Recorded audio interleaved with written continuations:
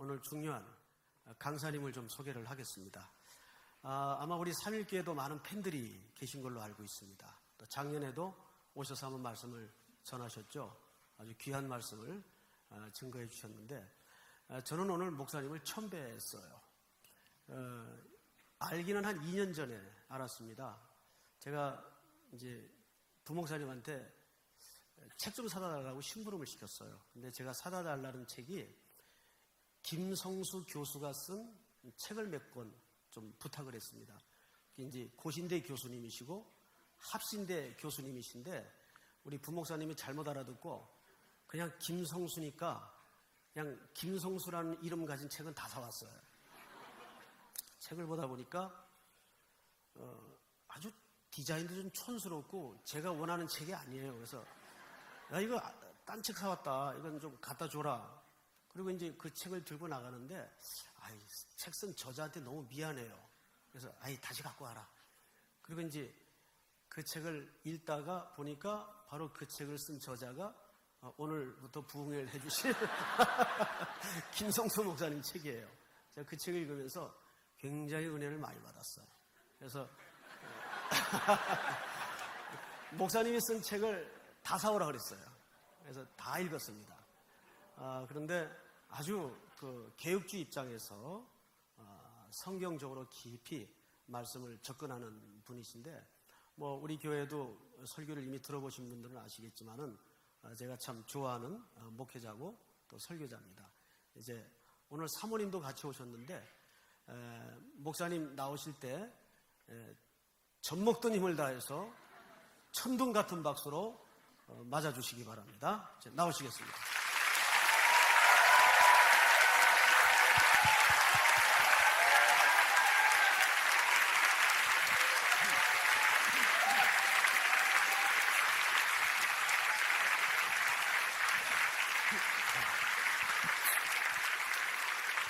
네, 반갑습니다, 여러분. 아주 그냥 에너지가 넘치네요. 네, 역시 삼일교회답습니다. 목사님께서 이렇게 아무도 거들떠보지 않는, 미국에서 온 지 이제 5개월 됐는데, 목사님이 이렇게 이제 부임하시자마자 저를 불러주셔가지고 깜짝 놀랐습니다. 장난치는 줄 알았어요. 진짜 불러주셔서 정말 감사합니다. 저도 목사님을 오늘 처음 뵀습니다. 근데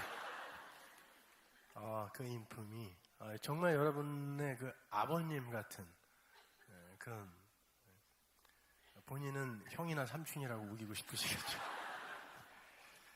정말 그런 따뜻함이 느껴지는 그런 목사님이십니다. 저도 아주 감동했습니다. 이제 저에게 주어진 시간은 4시간입니다. 그죠? 주일날, 월, 화, 수 이렇게 4시간인데, 저는 강해 설교를 주로 합니다. 근데 강해 설교 싫다는 거죠, 지금? 오늘은 그 강해 설교를 하기 위한 이제 그릇을 좀 만드는 그런 시간을 가지려고 합니다. 그래서 아까 그 목사님께서 그런 고민을 말씀하시더라고요. 교수님이시잖아요. 학자시지 않습니까? 근데 여러분에게 쏟아 부어주고 싶은 게 많은데, 여러분들이 이제 그릇이 마련이 되어 있지 않으면 쏟아 붓는 입장에서 많이 부을 수가 없거든요. 그러니까 여러분이 말씀의 열정을 다 갖고 있다는 건 전국에 소문이 다 나 있지만, 조금 더 깊은 그릇을 만들어 놓으면 목사님이 편안하게 설교를 하실 수 있겠죠. 지금은 어떻게 하면 쉽게 할까 고민하신다고 그러는데, 그 고민이 사실 목회자에게 있어서 굉장히 시간을 많이 잡아먹는 그런 고민들이거든요. 그러니까 여러분들이 목사님이 설교를 마음껏 하실 수 있게 더욱더 말씀에 좀 집중하시고 관심을 많이 가지셔야 돼요. 요즘 한국 교회에 이게 돌아가는 그런 트렌드를 보면, 그 말씀에 집중하는 것보다는 들고 뛰는 거에 더 관심이 많은 것 같아요. 근데 이제는 stop and think, 좀 생각을 할 그럴 때가 됐습니다. 여러분, 제가 여러분에게 질문 하나 할게요. 오늘 우리가 누가복음 24장 27절 읽었는데, 성경에는 예수에 관해서만 기록이 되어 있다라고 반복하여 기록이 되어 있습니다. 도대체 예수에 관해 기록이 되어 있다라는 게 무슨 말일까요, 여러분? 성경이 66권인데 그렇게 많은 내용들이 다 예수란 말인가? 도대체 성경을 어떻게 읽어야 되는 것인가? 그 성경에 근거하여 우리가 신앙생활을 해야 되는데 그게 우리 올바로 정의되어 있지 않으면 올바른 신앙생활을 할 수가 없는 거예요. 자, 여러분, 성경이라는 건 적어도 44명의 제자에 의해서 1500년의 기간을 두고 쓰여진 책입니다.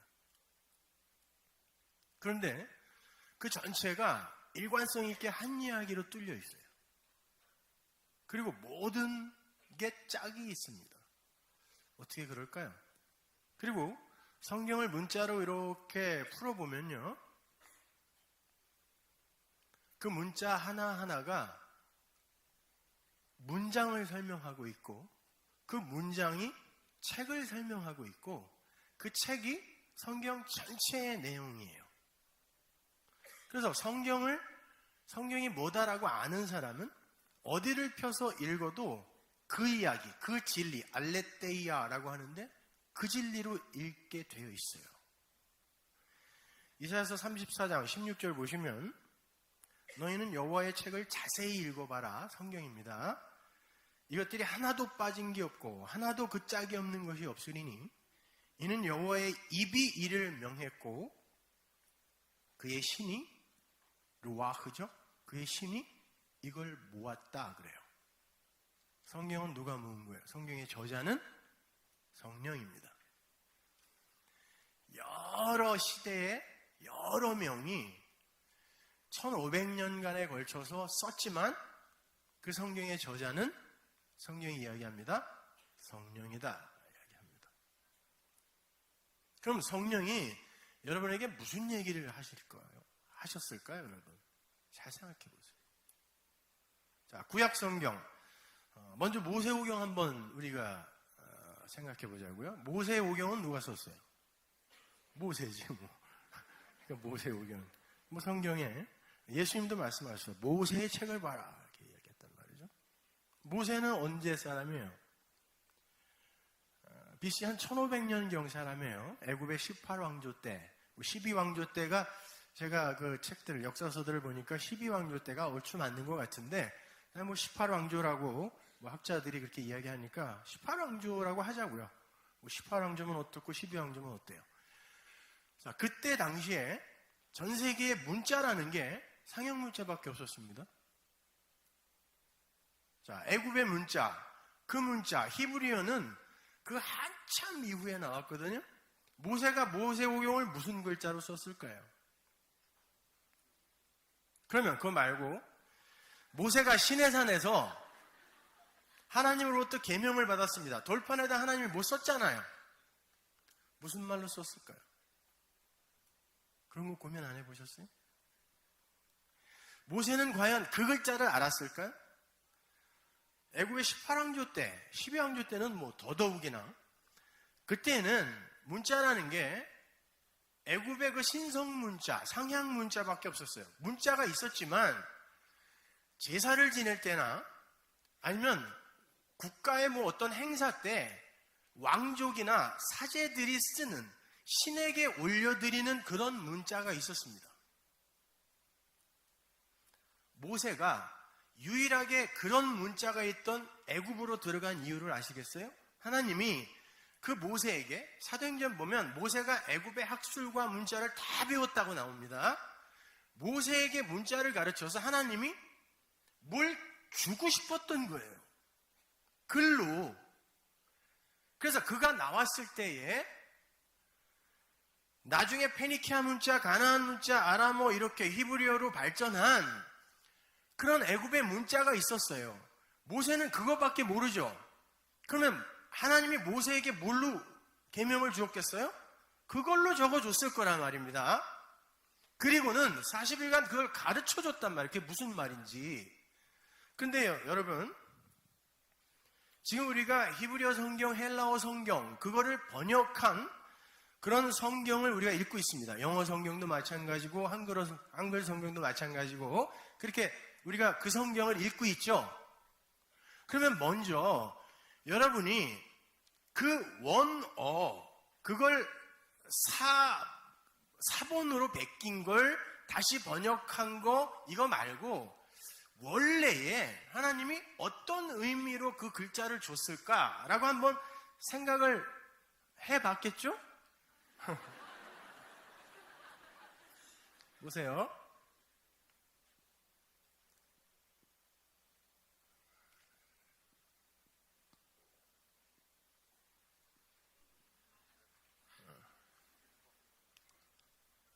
그림 그리는 거 아니에요.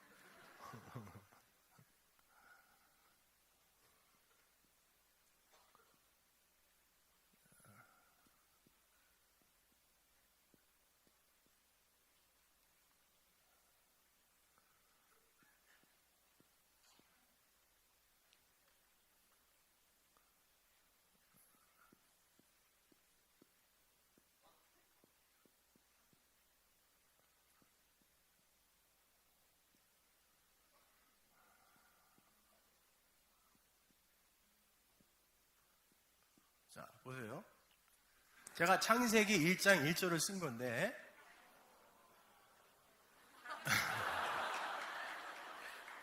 좀 웃을 때가 아니라니까. 여러분 히브리어에는 모음이 없습니다. 원래 모음은 마소라 학파, 마소레츠라고 하는데 마소라 학파가 AD 한 6세기, 7세기에 아이들에게 이렇게 읽어주고 가르치기 위해 나중에 붙인 거예요. 몇 개 없어요, 모음도. 그러면 하나님이 문자를 처음 주셨을 때는 자음밖에 없었어요, 이렇게. 그리고 띄어쓰기가 없었습니다. 그러면 도대체 우리의 신앙의 선배들은 그들이 성경을 갖고 신앙생활을 했단 말입니다. 이 성경을 어떻게 읽었을까요?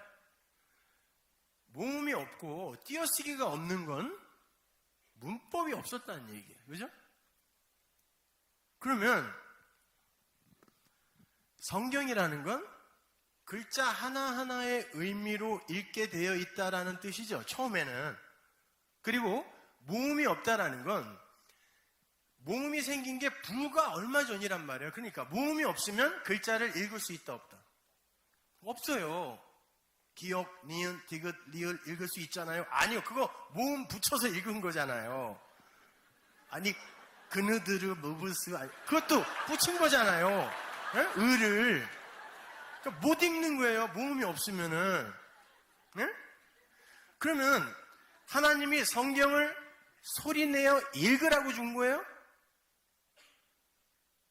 자, 이제 헷갈리기 시작하죠? 소리를 낼 수 없게 줬다니까요, 하나님이. 어떻게 소리를 내면 일단 그 소리가 되면 그때부터 망가지기 시작하기 때문에 하나님이 뜻글자로 성경을 줬단 말입니다. 하나하나. 그래서 아람어나 히브리어에는 뭐 거의 알파벳이 같아요. 다 뜻이 있어요. 이렇게 하나하나 글자에. 그러니까 가르치는 이들은, 성경을 가르치는 이들은 먼저 그리로 돌아가서 이것이 어떤 의미로 우리에게 하나님이 처음에 주셨을까를 공부를 해서 그걸 근거로 하여 풀어줘야 되는 거예요. 가르쳐야 되는 거예요. 그래서 하나님이 진리를 줄 때 내가 스승을 함께 주겠다 그런 거예요. 가르치는 이들을 함께 주겠다 그랬단 말입니다. 그러면 보십시오. 자, 히브리어의 첫 글자가 알레프라는 단어예요. 이 알레프가 뭐냐면은 소 있죠. 소뿔. 소라는 뜻이에요. 이게 첫 글자가. 근데 이 소뿔이 이렇게 알레프가 원래는 여기 아니죠. 이렇게 돼서 이렇게 돼요. 근데 이게 어디로 가냐면 알파로 갑니다. 헬라어로 가면. 그리고 이게 A 이렇게 가요. 같은 거예요. 그러니까 이거는 다 소뿔에서 온 거구나. 그리고 이 소를 뭐라고 쓰냐면 하나님이라고도 쓰고 사람이라고도 쓰고 일이라고도 쓰고 천이라고도 써요. 그래서 히브리 사람들의 개념에 있어서는 일, 천, 하나님, 사람, 소 이런 게 같아요.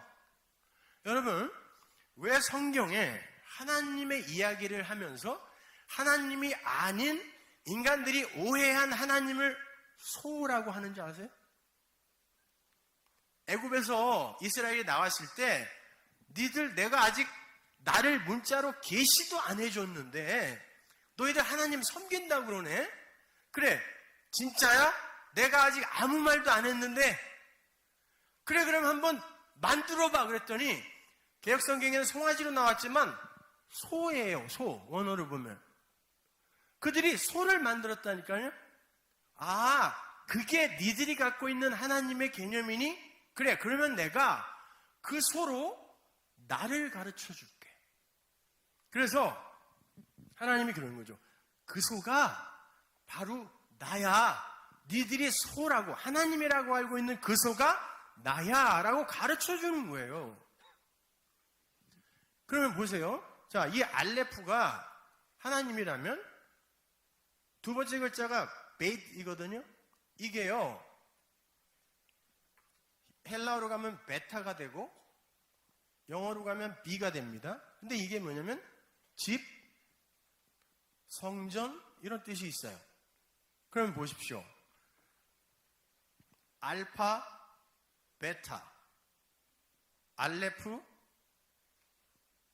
베이트, 알파, 베타. 이게 우리가 갖고 있는 문자의 이름이죠.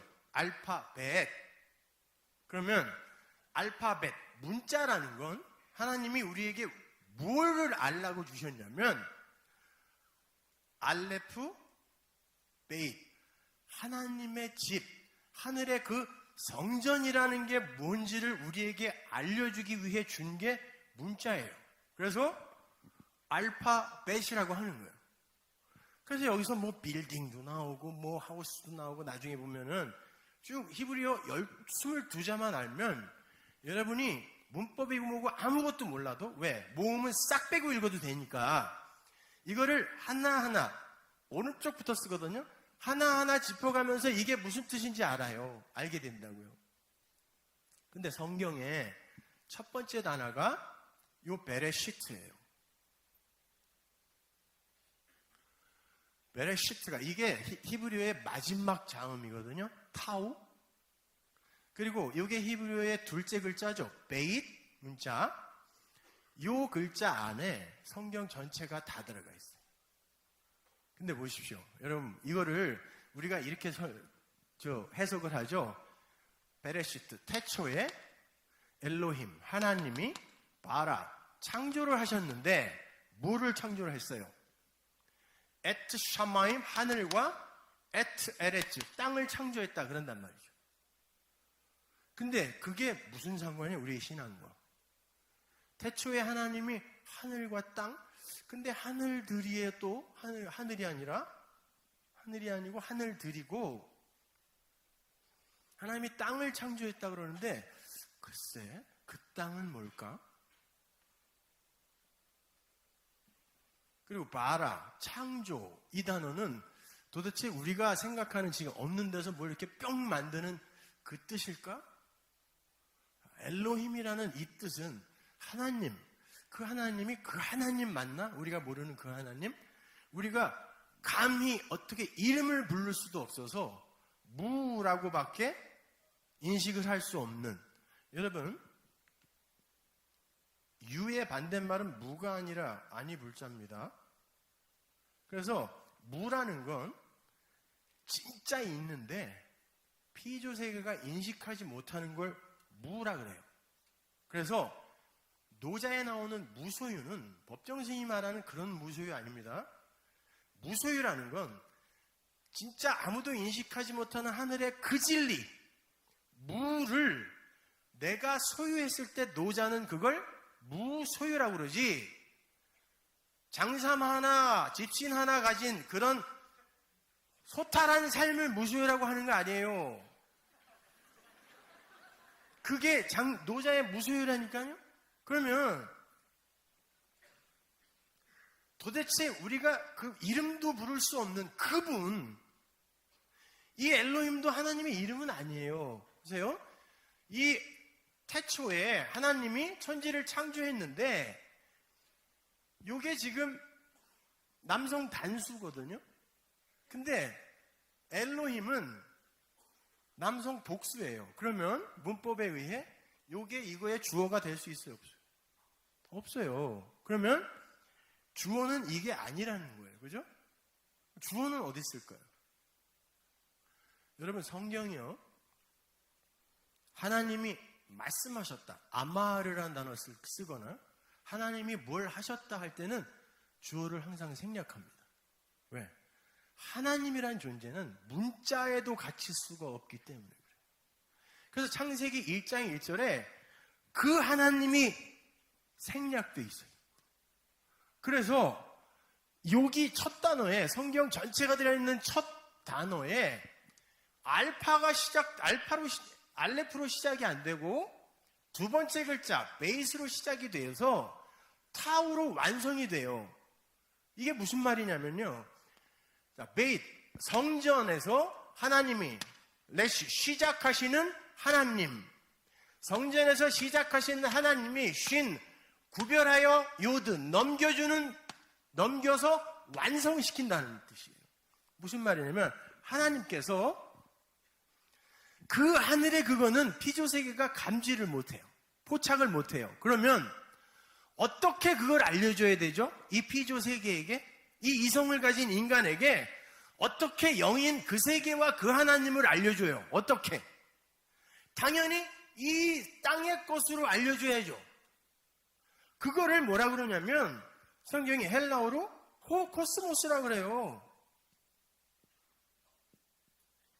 이거를 우리가 성경에서 그냥 세상이라고 번역을 했는데 하나님이 그 하늘의 것, 그 보이지 않는 그것을 설명하기 위해 택한 이 땅의 어떤 그릇들, 이런 걸 전부 호코스모스라 그래요.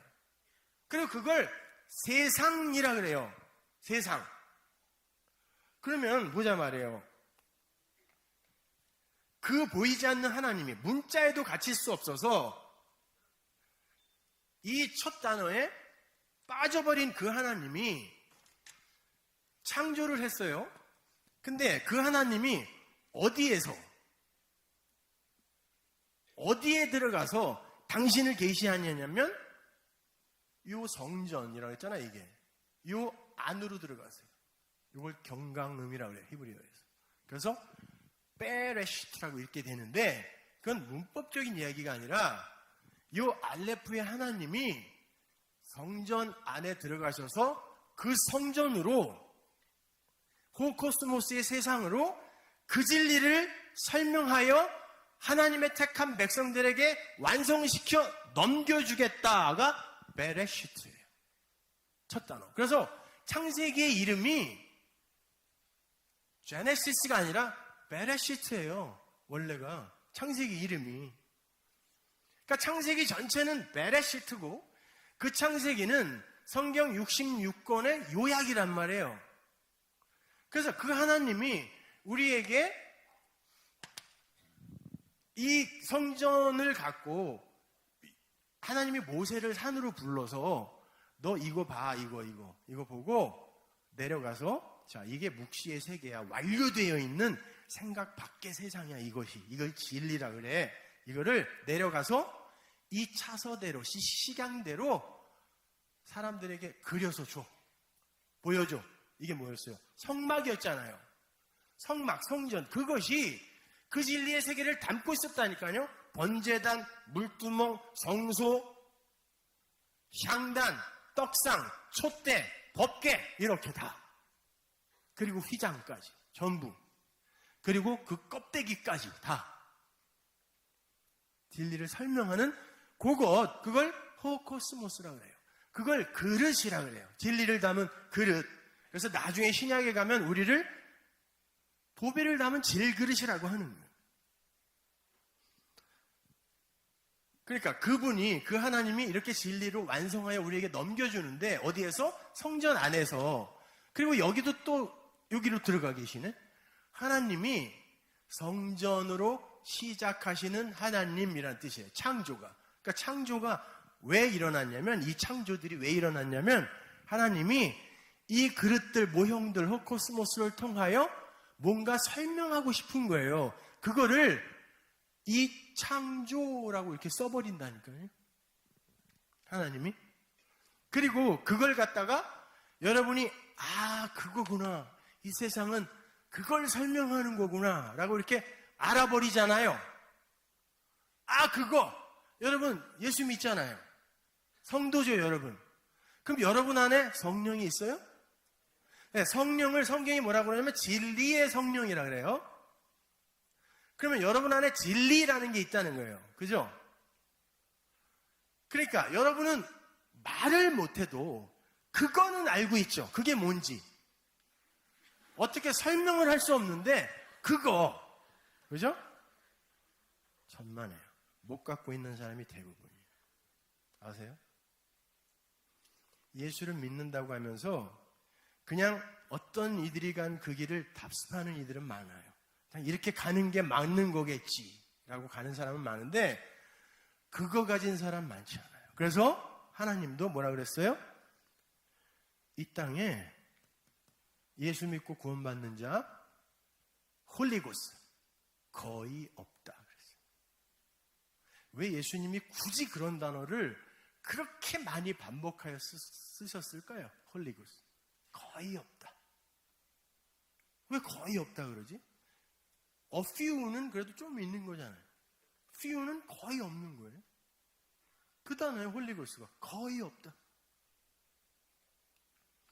우리가 그만큼 여러분 예수 믿는 거에 사실은 진지한 고민을 하지 않는 것 같아요. 제가 보기에는 그냥 우리의 어떤 열심과 노력이나 헌신 이런 걸 내놓으면 잠시 마음이 좀 편해지고 내가 하나님을 위해서 뭔가 하고 있구나 라는 그것 때문에 한 몇 개월 버틸 수 있는 그런 에너지, 이걸 우리가 신앙이라고 하나요? 그런 게 아니라 우리는 뭔가 갖고 있어야 하는 게 있어요. 흔들리지 않는 어떤 것, 알파, 벳, 하나님의 집에 관한 어떤 것을 여러분은 말씀, 성경을 통하여 배워야 되는 거예요. 그래서 성경이 예수에 관해 기록되어 있다 그러지, 여러분이 이 세상에서 어떻게 착하게 성숙되어지며 어떻게 이 세상을 남들보다 더 효율성 있게 보람 있게 잘 살 수 있을까? 고집 꼭대기에 올라가서 자랑하는 삶을 살 수 있을까? 이런 얘기는 성경에 없다는 거예요. 그 진리에 대해서만 기록되어 있다는 거예요, 성경에. 그래서 요한복음 1장 1절에 보면 en arche eimi ho logos kai ho logos eimi prosteos kai ho theos.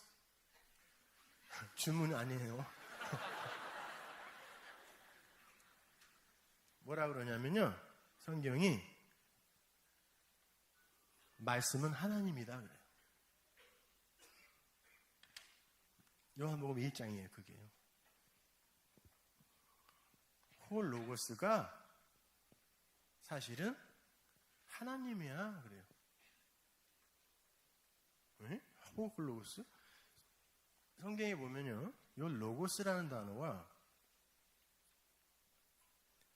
레마라는 단어가 나와요. 둘 다 말씀이에요. 근데 요거는 로고스라는 단어의 개념은 뭐냐면, 조금 아까 제가 코스모스의 개념을 설명해 드렸죠. 그 보이지 않는 어떤 것, 묵시의 그 세계, 이거를 보이는 어떤 것에 이렇게 담아줄 때 그 담는 그릇, 그걸 로고스라 그래요. 말씀이라 그래요. 근데 그 말씀에 진짜 내용이 있죠. 그걸 레마라 그래요. 레마.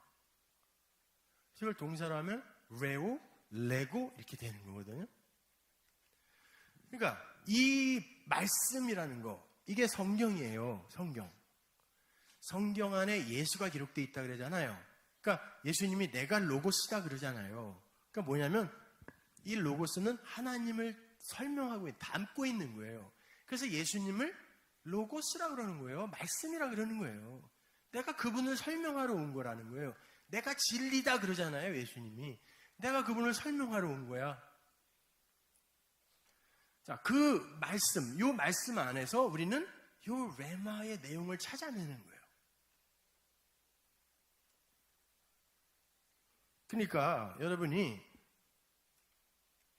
성경을 가지고 신앙생활을 할 때 내 안에 이것을 만들어주는 그 말씀인가, 아니면 나를 여전히 이 로고스나 코스모스의 그 세상, 그걸 세상이라 그래요. 나쁜 거 아니에요. 세상 그러면 뭐 다 나쁘. 아유, 저 세상적인 사람 저거. 맨날 노래방이나 가고 술집이나 가고 저거 세상적인 사람. 성경은 그런 말로 안 써요, 세상을요. 세상이라는 건 하나님이 거기에다가 뭘 담아주셨는데 그 내용, 진의로 보지 못하고 그냥 그 껍데기로 보고서 아, 이게 아름다운 거야? 추한 거야? 더러운 거야? 나쁜 거야? 이럴 때 이걸 선악과 먹은 사람의 선악 체계라 그러거든요. 그걸 성경이 좌로나 우로나 치우친다 그러는 거예요. 그러니까 좌로나 우로나 치우치지 말라는 건 네가 네 맘대로 선악 판단의 주체가 되어서 좌로 가거나 우로 가지 말고 진리로 가운데 서. 그러면 여기 눈에 보이는 거에 흔들리지 않을 수 있어. 이런 말이란 말이에요. 그러니까 여러분이 이 그 호코스모스의 이 세상, 여기에는 여러분의 몸도 들어가 있고 여러분의 어떤 이 현상계 속에서의 어떤 행위라든지 아니면 뭐 이 세상의 모든 뭐 자연 만물 이런 거 다 들어가 있어요. 그게 하나 예로 들면 꽃은 떨어져야 씨방이 생기고 그 씨방이 열매가 되는 거죠. 그러면 보세요. 예수님이 샤론의 꽃이라 그래요. 샤론은 광야입니다. 광야는 스데반이 교회라고 이야기했어요. 샤론의 꽃으로 온 예수님이 떨어짐으로 말미암아 하늘의 밀알이 땅에 심겨지는 거예요. 씨가 되고, 그래서 예수님을 제라, 자손, 씨라는 단어에 그게요. 씨가 되는 거예요. 그러면 어떻게 된다? 많은 열매를 맺는다. 자, 자연의 법칙 하나하나가 전부 복음을 이야기하고 있는 거예요. 그런데 씨가 없는 것이, 씨도 못 받은 것이, 그 자손, 아들도 못 받은 것이 열매인 흉내를 내는 게 뭐예요? 무화과예요. 무화과는 씨가 없어요. 그거는 꽃이라니까? 그 안에 사각사각 씹히는 건 무화과의 수술이에요. 수술머리. 그러니까 씨도 없는 게 씨 있는 열매인 척 하면 하나님이 어떻게 한다? 저주해버리는 거예요. 그래서 말려버리는 거란 말입니다. 그러니까 하나하나를 우리가 진리로 깨닫게 되면 아, 모든 것이 바로 그 하나님의 그 말씀을 설명하기 위해 있는 거구나. 로마서 1장 19절, 18, 20절.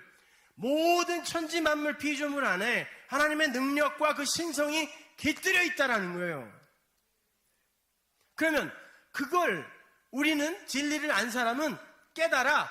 아, 그거구나. 비는 성경에서, 구약에서 항상 은혜의 비라 그래요. 그죠? 그거는 항상 위에서 아래로 내려야 되는 거구나. 물은 그렇게 위에서부터 아래로 내려와야지 아래에서 위로 올라가면 쓰나미 되는 거구나. 아는 거잖아요, 우리요. 그 사랑은 나로부터 하나님께로 올라가는 게 아니라 거기에서 흘러내려와 나로부터 다른 이에게 흘러가는 거예요. 이거를 아가페의 사랑이라고 해요. 아까 우리 부목사님이 이야기하신 것처럼. 아가페의 그 사랑, 그것만 적혀 있다니까, 여기. 그 사랑만. 아, 하나님이 그 사랑이에요. 그래서 10의 계명, 10계명이라고 그러죠. 그래, 그게 오늘을 보면 계명의 10이에요. 10개의 계명이라는 뜻이 아니라 계명의 10. 수많은 계명들이 있어요. 레위기 보세요. 얼마나 많아요. 그 계명에 0부터 9까지 그 숫자로 10개로 얼마나 많은 숫자를 조합해서 만들어낼 수 있어요. 그 많은 계명에 그거를 10개로 줄여서 우리에게 이게 저 많은 계명의 요약이야라고 주면 그게 계명의 10계명이에요. 근데 그걸 예수님이 뭐라고 그러냐면 이웃사랑 하나님 사랑이라 그래요. 그리고 결국 그건 하나님 사랑으로 가는 거죠. 그게 전부가 다 모든 계명은 사랑에서 다 완성된다고 서신서에 나오잖아요. 그러니까 그 하나로 아가페로 이 계명 말씀 전체가 다 그 아가페를 설명하는 거구나라고 내가 알아먹으면 그 계명을 하나로 갖게 되죠. 그 하나를 가진 자, 하나가 뭐예요? 스테레오 말고 모노게네스, 독생자라고 하는 거예요. 그 하나를 가지면. 그러니까 성경을 통해서 여러분은 그 하나님, 그 하나님의 사랑을 배우는 거지, 내가 이 말씀을 내 삶에 어떻게 적용해서 어떻게 살아야 할까는 차후의 문제인 거예요. 그거는 딴 책을 봐도 아주 자세히 잘 나와 있어요. 그리고 좋은 영화 한 편만 봐도 사람의 습관이나 이런 게 고쳐진다니까요. 이솝 이야기 한 편을 제대로 읽어도요, 못된 습관 끊는 사람들이 있어요. 적어도 성경은 그런 용도로 쓰는 건 아닐 거 아닙니까? 해봐도 그냥 안 되긴 하지만. 안 되잖아요. 근데 전부 그냥 되는 척하고 있는 거지. 안 그래요? 여기 와서 그거 안 된다고, 나 그거 못하는데 그러면 신앙 없는 사람으로 이렇게 찍힐까봐 다 홀리홀리 한 척하는 거지, 무슨 뭐 다 진짜 우리가 홀리홀리 하냐고, 모든 인생 가운데에서. 아니잖아요. 그래서 여기 오면 꼭 그냥 심장 5cm 전방에다가 성경책 딱 끼고, 부부들도 항상 교회에서만 손잡고 다녀.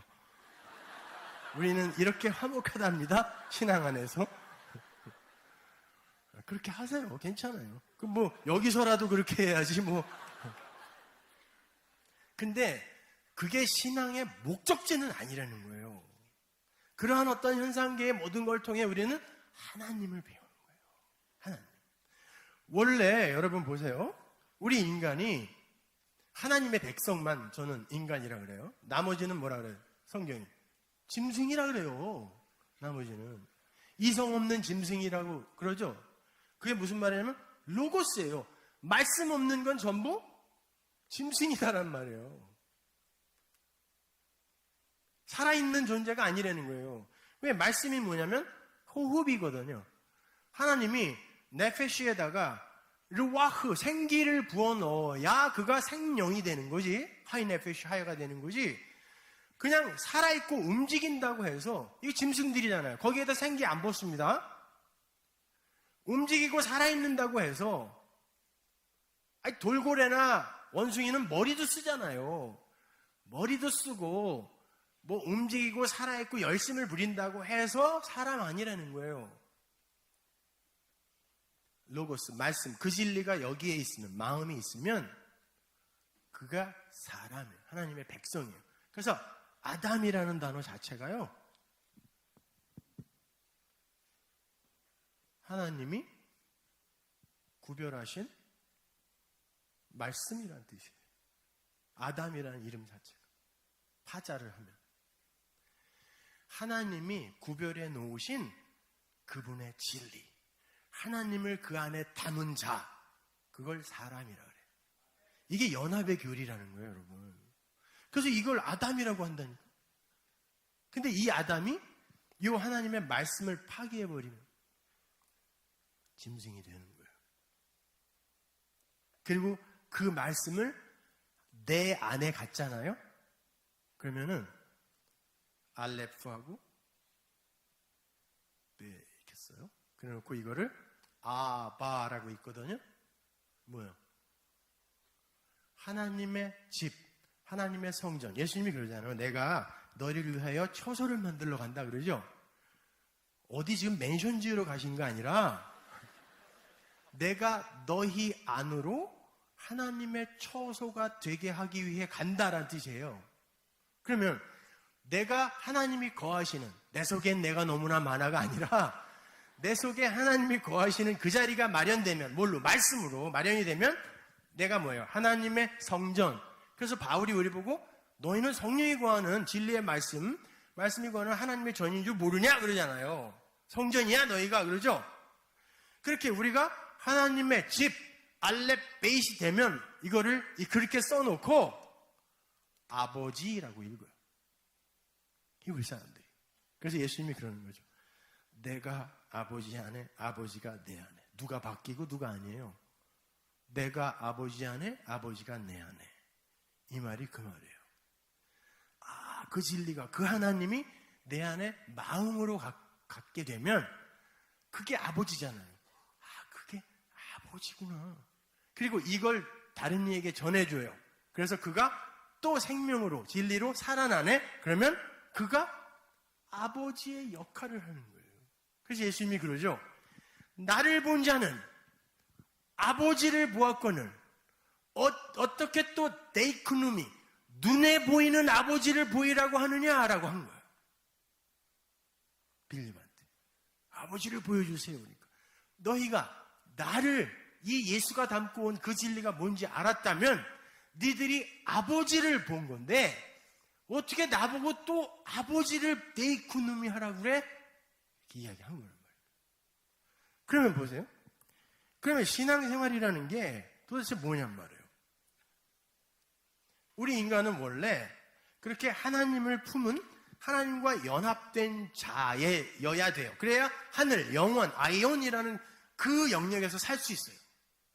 굳이 그 영원이라는 걸 우리가 가진 단어로 설명을 하면 뭐냐면 내 생각 밖의 시간이란 뜻이에요. 오히려 단어가. 내 생각 안의 시간이 이 시간이란 말이에요. time. 근데 시간이 뭐냐고요 도대체가.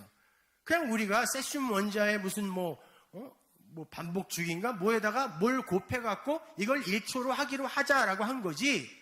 그걸 1초라고 그래요 진짜? 그걸 재는 단위예요 그것이? 아니요. 시간이 뭐예요?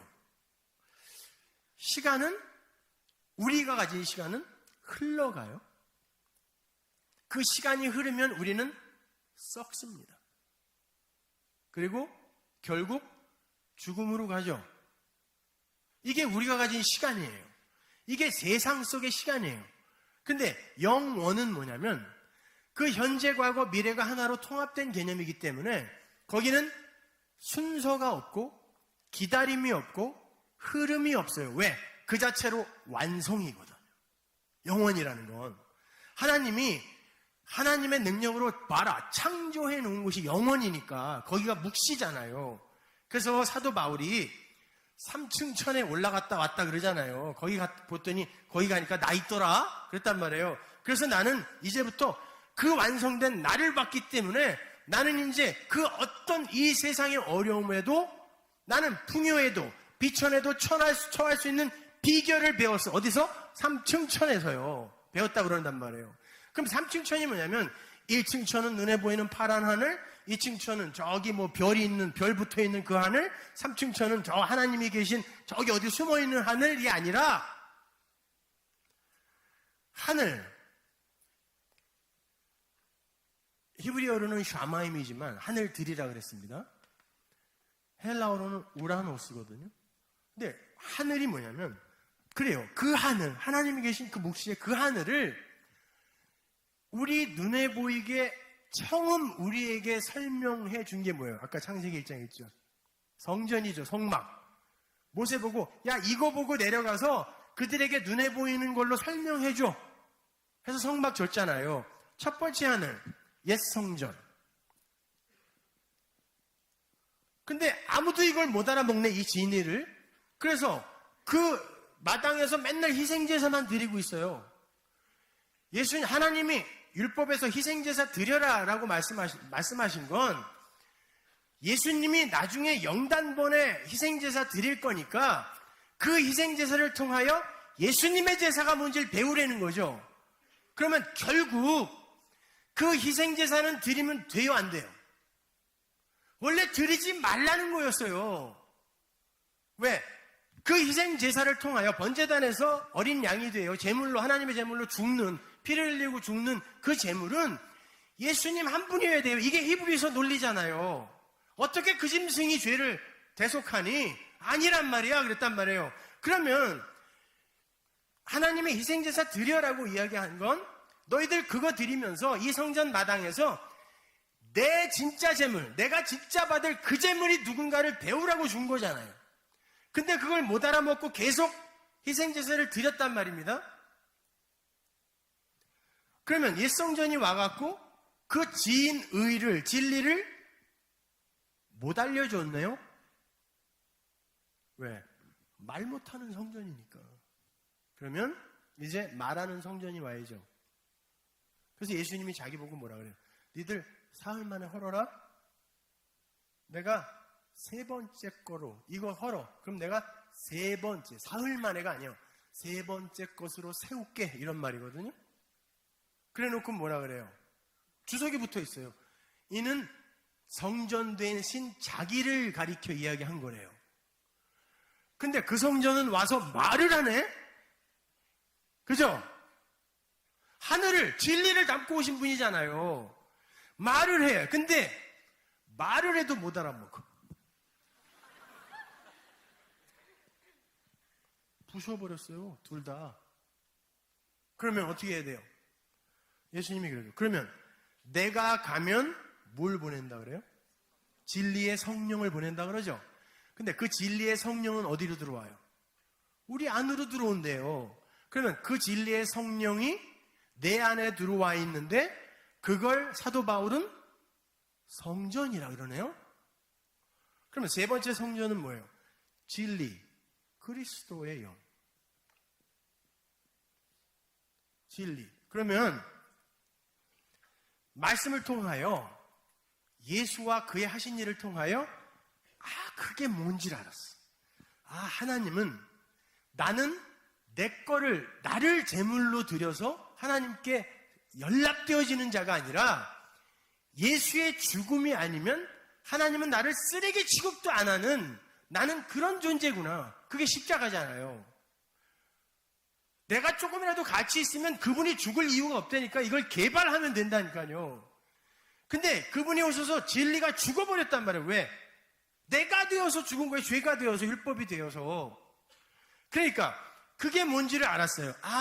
그분은 하나님, 나는 피조물. 선악과 먹고 내가 하나님처럼 살았는데, 내가 하나님인 줄 알았는데 나 하나님 아니네. 나 피조물, 그분 하나님. 이걸 알게 되면 그게 진리를 아는 거예요. 나는 피조물이야. 그래, 그분이 하나님이야. 그분이 나에게 사랑을 붓는 거지 내가 치사랑으로 그분을 사랑할 수 없는 거구나. 그 사랑을 알아? 그 사랑이 이 사랑이에요 라고 알아들이면 그걸 하나님은 네가 나를 사랑하네 라고 이야기하신단 말이에요. 그러면 그 그리스도의 영, 이 진리를 말씀 속에서 깨달았으면 이게 뭐? 세 번째 하늘. 그래서 사도 바울이 내가 삼층천에 갔다 왔는데 그거는 사람의 말로 도저히 할 수 없는 말이더라 그래요. 진리란 뜻이에요. 그러면 그 하늘, 이 하늘에서 하늘적 존재로 사는 이들은 뭐예요? 내 마음에 그 하나님의 마음을 갖는 거죠. 그 사랑을 내 마음에 품고 그분을 진심으로 찬송하고 진심으로 그분의 그 열심과 능력 앞에서 항복하는 거예요. 그걸 순종이라 그래요.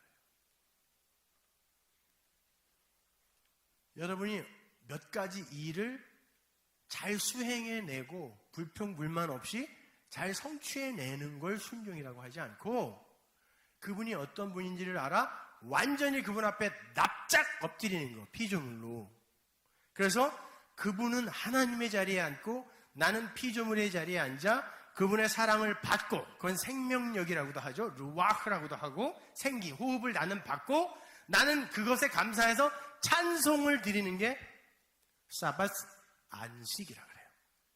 그걸 그래야 쉴 수 있다니까. 아니면 무언가 자꾸 저분을 위해서 뭔가 해야 돼. 두려워서요.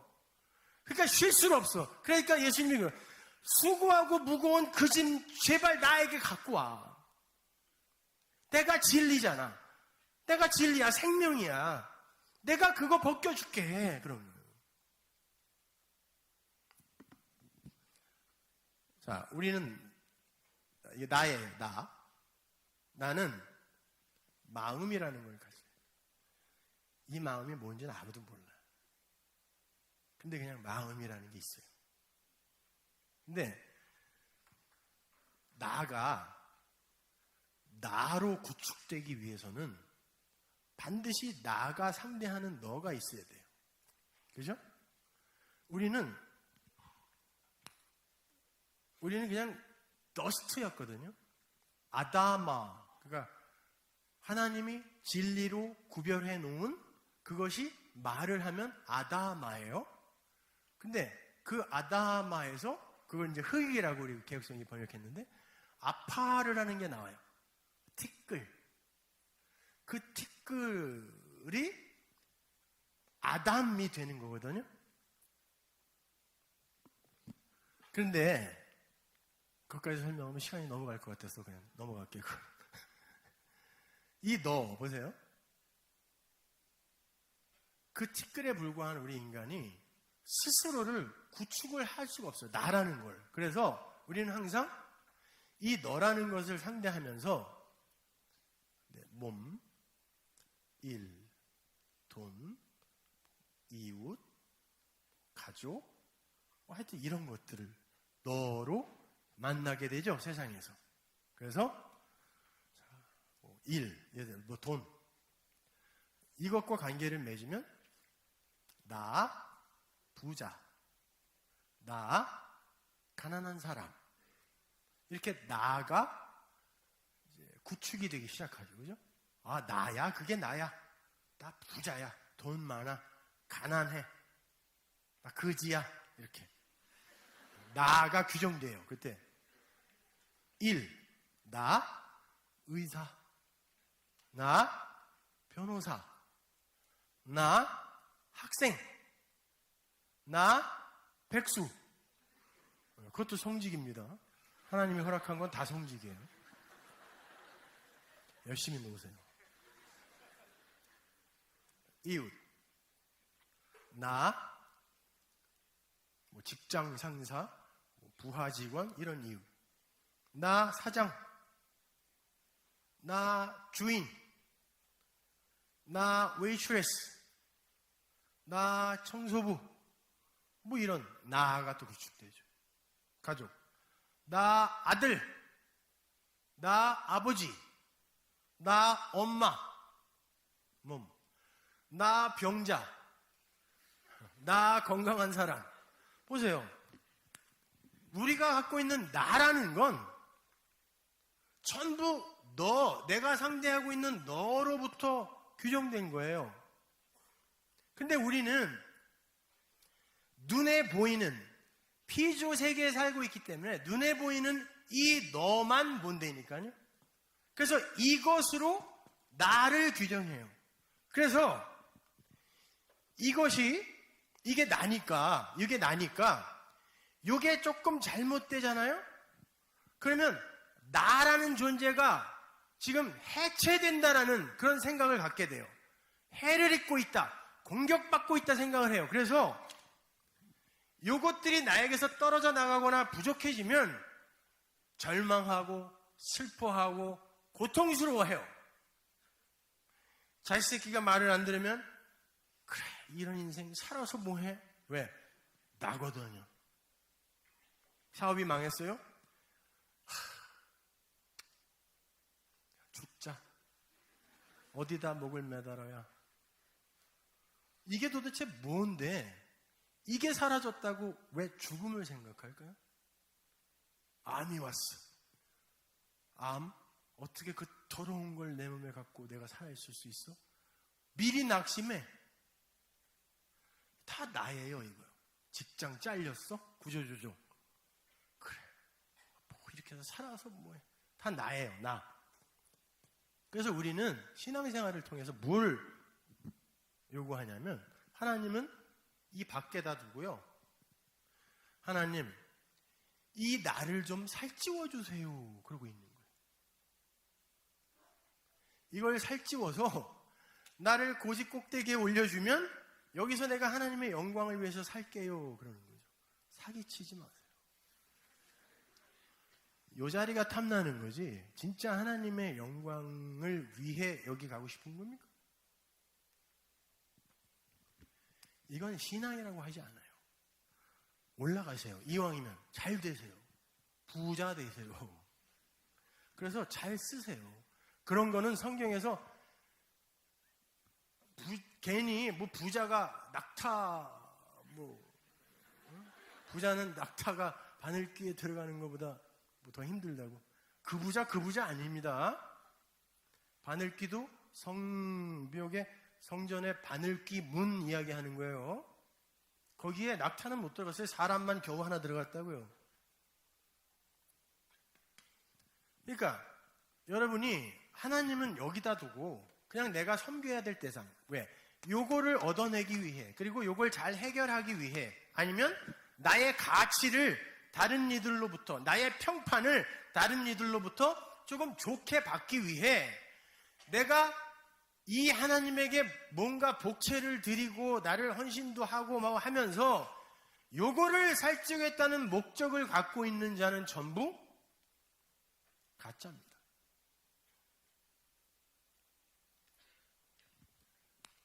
그러면 우리는 원래 어떻게 지어져야 되냐면, 이거는 우리가 이 세상에서 살 때 꼭 필요한 거니까 당연히 있어야 돼요. 필요 없다는 거 아니에요. 열심히 일해서 정직하게 잘 여러분이 취하시면 됩니다. 그러나 원래 사람은 아까 말씀드렸죠? 하나님을 너의 자리에 놓고 이 하나님으로 나가 규정이 돼야 돼요. 그걸 연합이라고 그래요. 그리고 내가 나로 붙들고 있던 그것들을 이 하나님이라는 눈을 통하여 이리로 봐야 돼. 이걸 가치관의 변화라고 하는 거예요. 세계관의 변화라고 하는 거죠. 그런데 우리는 이걸 배우는데 너무 소홀했어요. 그동안에. 그냥 이것들을 어떻게 얻어내요? 내가 하나님을 향해 뭔가를 해드리고 싶었지. 하나님은 여호와를 알아라, 힘써 여호와를 알아라. 주님도 그러죠. 뭐가 하나님의 일입니까? 그랬더니 하나님과 하나님이 보내신 자 그를 아는 것이다 라고 했거든요. 하나님의 일. 근데 이 하나님을 알려고 하지 않고 안 보이니까, 그리고 누가 설명도 잘 안 해줬거든요. 이거를 통하여 그냥 보이지 않는 어떤 존재에게 섭섭치 않게 뭔가를 자꾸 내놓아서 나의 불안을 해소하는, 이런 걸 우리가 훌륭한 신앙이라고 그동안 알고 있었단 말이에요.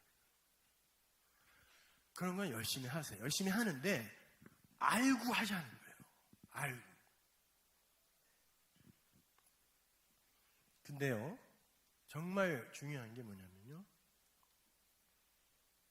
하나님은 이 하나님을 알지 못하고 여러 가지 세상의 것들로 나를 규정하고 있는 이 상태를 하마르티아 죄라 그래요.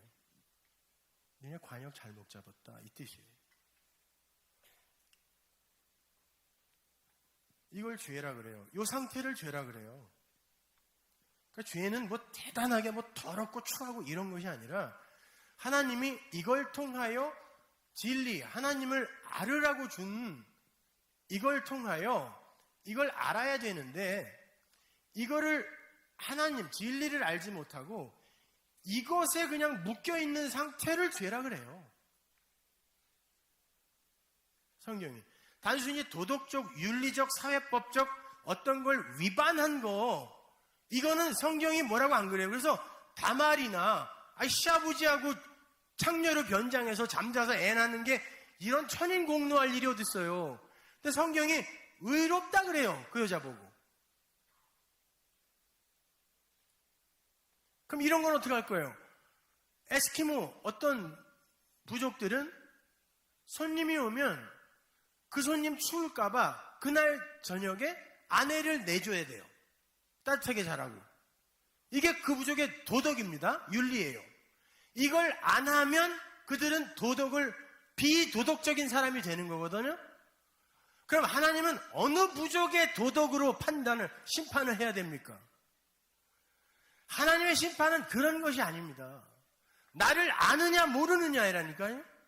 그리고 너가 누군지 아느냐 모르느냐 이걸로 하나님이 심판하시는 거예요. 그런데 하나님을 알지 못하고 이런 것들을 나로 갖고 있으면서 이 죄의 상태에서 이 껍데기를 깨끗하게 만들어요. 이런 것에 관심을 갖고 있다고 해서 나의 행위가 깨끗하지 못하지 않습니다.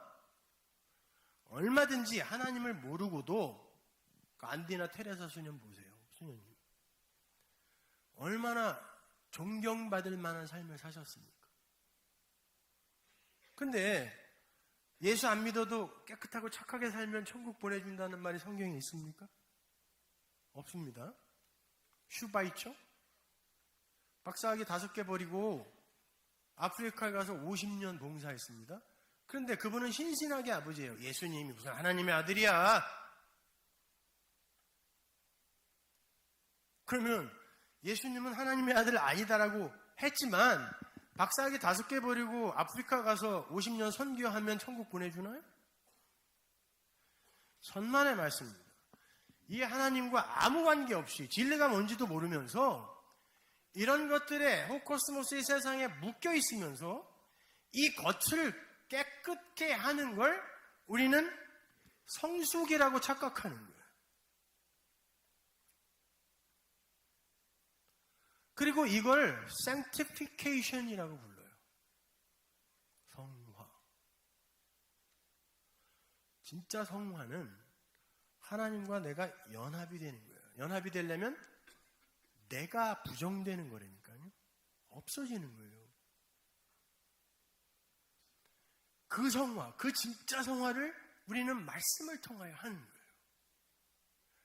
그걸 알고 나면 그 하나님 머릿속에 떠올리기만 해도 눈물이 터지겠죠.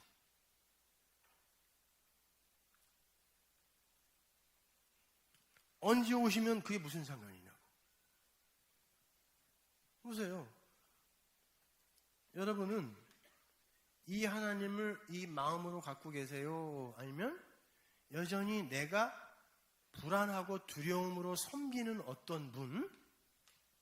그리고 내 관심은 내 학업, 나의 진로, 내 배우자, 나의 질병 치유, 이런 것에 여러분의 목적이 있습니까? 여러분, 많은 이들이 대다수가 그 방향으로 간다고 해서 그게 진리라고 생각하시면 안 돼요. 기독교 역사 2000년 동안 항상 진리는 소수였습니다. 그들의 목은 늘 단두대 위에 놓여 있었어요.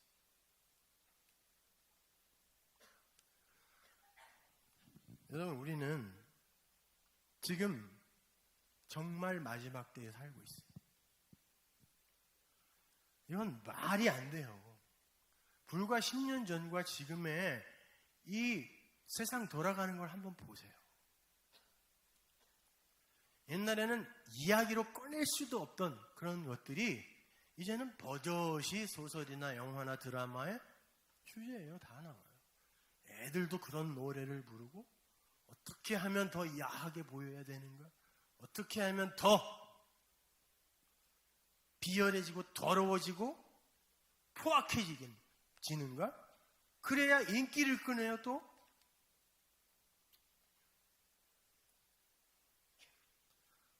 그 본색이 서서히 드러나고 있는 거예요. 이 세상의 본색, 하나님 흉내내던 세상이 그 정체를 드러내고 있다니까요. 그러면 어떻게 우리는 영생을 얻는가? 자, 여러분이 그 선한 사마리아인의 비유라고 알고 있는 그 비유 아시죠? 자, 어떤 율법사가 와서 묻습니다. 선생님이요, 내가 어떻게 해야 영생을 얻습니까? 정확히 번역하면 무엇을 해야 영생을 얻습니까? 그래요. 영생은 무엇을 해야 얻습니까? 아니죠. 질문부터 잘못된 거예요. 그래서 율법사예요.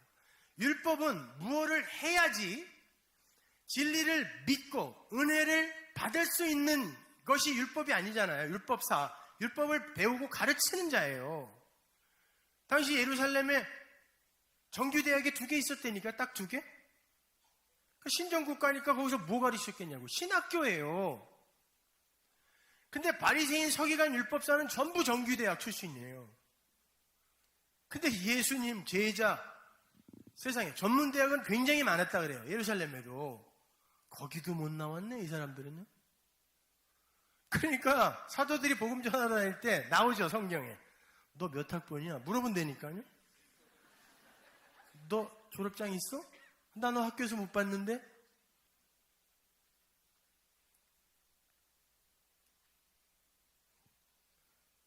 그 율법사가 정규대학 출신이에요. 율법에 대해서는 도 같은 사람이에요. 잘 배웠고 그걸 가르치는 사람이니까 연구하여. 당연히 묻겠죠. 유대주의와 율법주의는 그것밖에 할 게 없으니까. 뭘 해야 돼요? 가르쳐주세요, 나에게. 예수님 말씀하십니다. 너 율법사지? 율법에는 뭐라고 기록되어 있니? 주 너의 하나님을 사랑하고 네 이웃을 사랑하라고요. 너무 정확하게 대답했죠. 그죠? 자, 요 질문은 그 전에 부자 청년이 똑같이 한 질문이에요. 부자 청년이 뭐라 그래요? 예수님에게 와서. 예수님 쫓겠습니다. 어떻게, 무엇을 해야 영생을 얻습니까? 그랬어요. 똑같이. 예수님이 또 똑같이 묻죠. 율법에는 뭐라고 돼 있니? 이거 지키라고 그러는데요. 그래, 그럼 가서 그거 지켜 그랬습니다. 그랬더니 그 청년이 뭐라고 그랬냐면, 난 어려서부터 다 지켰어요 그랬어요. 그랬더니 예수님이, 그래? 다 지켰어? 그러면 네가 가진 걸 가난한 이들에게 나눠주고 와봐 그랬습니다. 거기서 가난한 자가 뭐냐면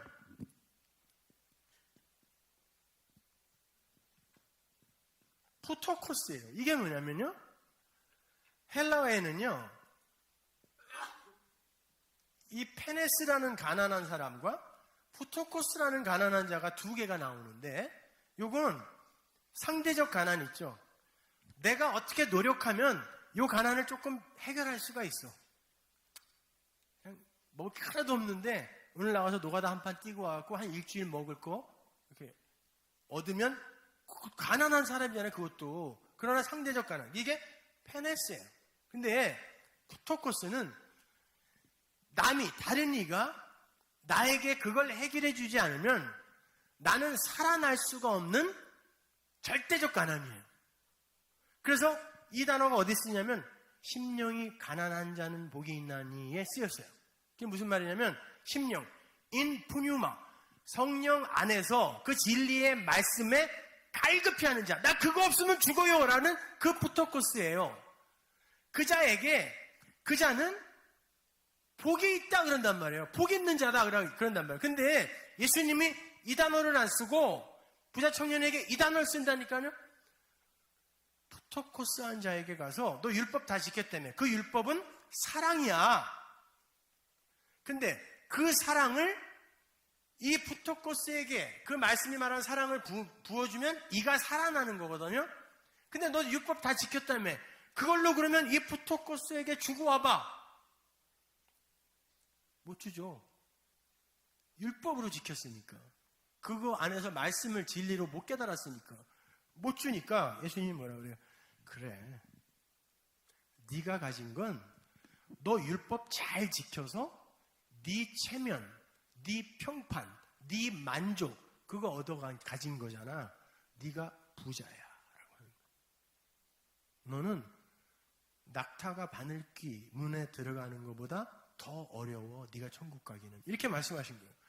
마찬가지로 율법사가 와서 물었습니다. 어떻게, 뭘 해야 천국 갑니까? 뭘 해야 영생 얻습니까? 그랬더니 뭐라 그래? 그랬더니 율법사는 율법사니까, 부자 청년은 이거 했는데 그 사람은 2개로 줄여서 얘기해줘요. 하나님 사랑, 이웃 사랑이요. 그래? 가서 해봐. 그랬더니 이 사람이 곡해를 한 거죠. 그래요? 이 하나님은 이 말씀을, 이 사랑을 흘려주라는 건데 내 이웃이 누군지 가르쳐만 주세요. 확 가서 사랑해버리려니까. 이랬다니까요. 그러죠? 그랬더니 예수님이 얘야, 누가 네 이웃이냐고? 네가 사랑할 수 있다는 얘기야? 마지막에 뭐라 그러냐면 누가 강도 만난 자의 이웃이냐 그래요. 율법사가 내 이웃이 누구예요? 그랬는데 예수님이 누가 강도 만난 자의 이웃이냐 그런다고요. 무슨 말이냐면 너는 강도 만난 자야. 강도 만나서 거반 죽은 자야. 근데 네가 네 안에 있는 걸로 남을 네가 말하는 그 사랑을 할 수 있다는 거야? 너는 강도 만나 거반 죽은 자이기 때문에 사마리아인으로 온 이 세상의 이방인, 이 세상은 도저히 알아보지 못해서 저거 십자가에서 죽여라! 저건 개야! 라고 했던 그 사마리아인, 그 이방인, 세상의 이방인으로 오신 그분으로부터 사랑을 받아야 너는 사는 거야! 라고 이야기해 준 거란 말이에요. 그런데 그렇게 그가 강도 만난 자가 예루살렘에서 예리호예요, 이건. 반사체라는 뜻이에요. 달. 예루살렘은 야라, 가리키다, 샬롬, 평강. 하늘의 그 평강을 가리키는 게 예루살렘이란 말이에요. 거기에서 예리호, 그걸 반사해내는, 그걸 담고 온, 로고스로 온 예수님의 성육신 이야기하는 거예요. 예루살렘에서 카타바이노, 내려가는 그분이 강도, 호세아서에 나오죠. 강도 때는 누구다? 제사장! 예수님도 그러잖아요. 내가 문으로 들어가는 내가 목자고 나의 반대편에서 나타나는 자는 담치기 하느니 아니라 나타나는 자가 절도요 강도다 그러잖아요. 누구예요? 예수님이 문으로 들어가는데 거기서 나오는 놈들은 다 제사장이었다니까요. 그걸 절도요 강도래. 강도가, 율법주의는 진리로 오신 예수님을 패서 죽이게 돼 있다니까요. 마찬가지로 여러분이 이 세상에서 진리로 성도로 살게 되면 율법주의의 이 세상이 인과율로 모든 걸 판단하는 세상이 저거 뭐야 라고 한단 말이에요. 하나님의 교회는 일간지도 칭찬해주는 그런 곳이 아니라니까요. 세상은 알아볼 수 없는 어떤 걸 가진 게 교회지. 이것도 잘하고요. 여기는 재정도 투명하고요. 목사님이 부목사랑 월급도 똑같이 받네요. 이런 걸로 칭찬받는 게 교회가 아니라 그들이 가진 진리로 칭찬받는 게 교회란 말입니다. 그들이 산자라는 거예요. 근데 우리가 이걸 못하니까 그 외부적인 어떤 걸 자꾸 깨끗하게 해서 그들로부터 칭찬을 받고자 하는 그런 교회가 되려고 하고 있는 것입니다. 그것도 해야죠. 당연히 해야죠. 그러나 먼저 해야 할 것을 한국교회는 놓치고 있는 거예요. 그 말씀에 관심이 없는 겁니다.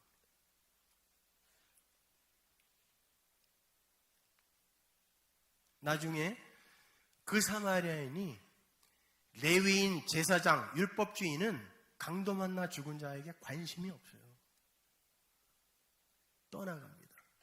그 선한 사마리아인이 돌봐줘요. 기름 부음을 받은 자가 무슨 말이야? 메시아, 그리스도, 기름과 포도주, 새것이라는 의미죠. 예수님의 피, 기름과 포도주를 상처에 부어요. 트라우마, 외상 후 스트레스성 장애가 아니라 그건 프로이드가 붙인 거고, 그 트라우마가 헬라어예요. 죽이려고 때린 상처, 트라우마. 그 트라우마에 죽은 거예요. 그러니까 거반 죽은 거 발라줘. 그러니까 그가 사는 거예요. 어떻게 삽니까? 보세요. 예루살렘에서 여리고로 내려갈 때 강도를 만날 수 있는 건 유대인입니다. 그런데 그 유대인이 개 취급도 안 하던 사마리아인들이 혼혈인들이기 때문에 금방 알아봤단 말이에요. 내가 아무리 위급해도 내가 내 자식들이 당장 굶어 죽어도 사마리아 사람에게 쌀 한 톨을 안 받았던 게 유대인이에요. 근데 내가 아무리 힘들어도 사마리아인이 나를 도와주는데 내가 도움을 받아요? 천만에 못 만지게 했을 거예요. 근데 어떻게 그 사마리아인이 날 도와줬죠? 거반 죽었거든요. 그 말은 죽었다는 뜻이에요. 죽었는데 살았다. 이상한 단어죠? 살아남을 전제로 한 죽음이란 뜻이에요. 거반 죽으니까 그 은혜를 나에게 베풀 그 사람밖에 안 보이는 거예요. 그분의 도움이 없으면 나는 못 산다는 걸 이가 알게 되는 거예요. 그때 도와주는 거예요. 개취급도 못 받던 그 십자가에 달린 예수가. 그리고는 나귀에 태우는 거예요. 원문에 보면 자기라는 짐승에 태웠다 그래요. 자기라는 짐승이 뭐예요? 여러분, 예수님이 뭐 타고 예루살렘에 죽으러 가셨습니까? 낙이라는 단어가 히브리어로 파자하면 붉은빛 짐승이에요. 요한계시록에 나오죠? 왜 붉은빛 짐승이라고 하는 줄 아세요? 붉다, 성경에서 붉다라는 건 아담이라는 단어도 붉다라고 쓰고 성전을 붉은색으로 칠했죠. 옛 성전, 율법. 그래서 하나님이 그런 거예요. 네 죄가 주홍같이 붉을지라도 내가 양털처럼 하얗게 만들어줄게 라고 한 거예요. 율법주의? 그거 죄잖아. 내가 그러나 내 아들 죽여 너 양털처럼 희게 만들어줄게 이거거든요. 그 나라는 낙이 예수님이 율법으로 오셔서 우리를 그 말씀으로 죽여내세요. 그리고 결국 그렇게 그렇군요. 하나님, 나는 하나님 앞에서 이렇게 나를 주장할 수 없는 자군요 라고 알게 됐을 때 그걸 살았다라고 한다니까요, 성경이. 그래서 나라는 나귀 위에 태우고 가요. 어디로? 주막 술 한잔 하러 가시나? 성전으로 가는 거예요. 그리고 그래요. 가서 너도 이와 같이 하라. 그 말은 내가 죽은 것처럼 너희도 진리가 되어 세상에서 죽을 거야. 그리고 그 죽음으로 네 안에 들어온 그 사람을 네 옆 사람에게 흘려라 하는 뜻이에요. 그걸 신앙생활이라 그래요. 여러분, 자, 이런 그릇을 잘 갖고 내일부터 사경회를 진짜 한번 해보자고요. 말씀이 뭔지 시간이 이렇게 갔는지 몰랐네. 죄송합니다. 기도하겠습니다. 하나님, 은혜를 감사합니다. 아버지 하나님, 하나님의 백성들 그들의 삶에 어찌 우연이 있겠습니까? 아버지 하나님, 하나님께서 계획하시고 준비하신 이 집회를 통하여 하나님의 뜻만 이루어지게 하여 주옵소서. 예수님의 이름으로 기도합니다. 내일 뵙겠습니다.